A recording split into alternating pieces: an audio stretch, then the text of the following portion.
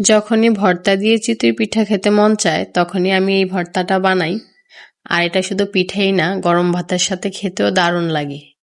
তো ভর্তা বানানোর জন্য আমি এখানে নিয়ে নিলাম কিছু রসুন আর শুকনা মরিচ। এখন রসুন আর মরিচগুলো ব্লেন্ডারে দিয়ে পেস্ট বানিয়ে নিব। আর এখানে নিয়ে নিলাম 3টি শীতল। শীতলগুলো আমি একটু পানি দিয়ে কাটা ছাড়ানোর জন্য একটু গলিয়ে নিব। আর এইভাবে শীতলগুলো কাটা ছাড়িয়ে নিলে ভর্তাতে আর কোনো রকম কাটা লাগবে না। এবার চুলায় একটা প্যান বসিয়ে দিলাম। এতে পরিমাণ মতো তেল দিয়ে কিছু পেঁয়াজ কুচি দিয়ে দিব। পেঁয়াজটা একটু ভেজে দিয়ে দেব স্বাদ মতো লবণ, একটু হলুদের গুঁড়া। আমি এখানে মরিচের গুঁড়া দিব না, যেহেতু আমি মরিচ পেস্ট করে নিয়েছি। এখন দিয়ে দেব রসুন আর মরিচের ব্লেন্ড করে রাখা পেস্টটা। এবার একটু নেড়ে চেড়ে ভেজে নেব যেন রসুনের কাঁচা গন্ধটা চলে যায়।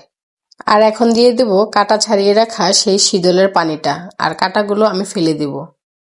এবার মিডিয়াম আঁচে এটাকে জাল করে নিব। আর দিয়ে দেব 3টি কাঁচামরিচ, বেশি দিলে আবার বেশি ঝাল হয়ে যাবে। যখন পানিটা টেনে আসবে এ পর্যায়ে ধনেপাতা দিয়ে একটু নেড়ে চেড়ে নামিয়ে নিব। তো বানিয়ে নিলাম রসুন আর মরিচ দিয়ে শীতলের ভর্তা। আর এই ভর্তাটা চিতই পিঠা হোক বা চাপটি বা গরম ভাতের সাথে খেতে অসম্ভব মজা হয়।